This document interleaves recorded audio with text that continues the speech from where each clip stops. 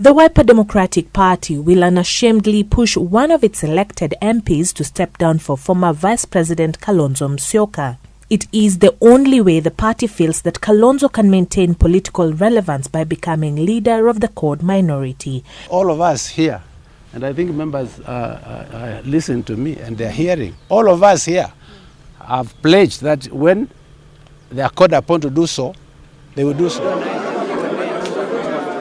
You can call it collective wisdom born of consultation among its leaders, or perhaps it is just a collective lack of wisdom. The Wiper Party has 25 MPs in Parliament who contribute to the overall 132 Code MPs in the House.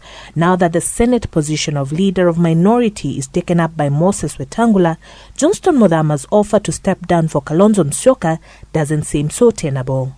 Ask me. I'm saying in a broad daylight that I'm more than willing. In fact, I prepared my press statement to do that. The only hiccup now is because I'm in the Senate and the position that will be managed by the Vice President of the National Assembly. Monday, Mwingi Central MP Joe Mutambo had been identified as the man to gracefully step aside according to reports, but he was not that willing. I have not stepped down for anybody. These stories are disturbing my constituency.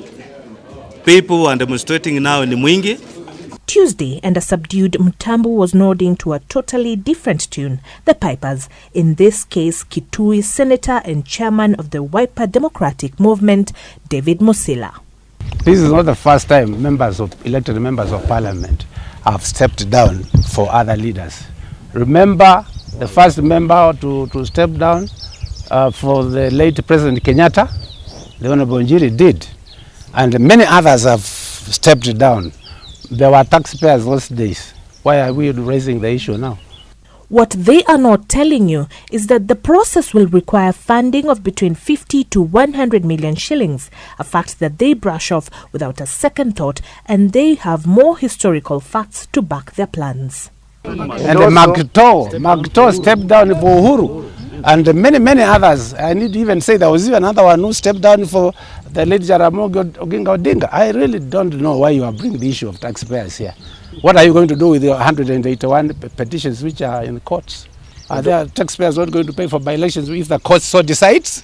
Please, be fair to us. And also, they conveniently forget that those who stepped down were nominated members of Parliament under a totally different set of rules. They insist that they must have party leader Kalonzo Musyoka lead their flock in the National Assembly.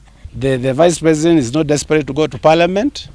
It is us, as a coalition, that wants him to go to Parliament. The said party leader refused to make an appearance as the members addressed the media and only showed up much later, quite uncharacteristic of a leader. We must agree that where the party takes a position, unakuwa briefed. I thought you had gone actually. Of course, now it is a party position, not his position. Servant leadership, if you may.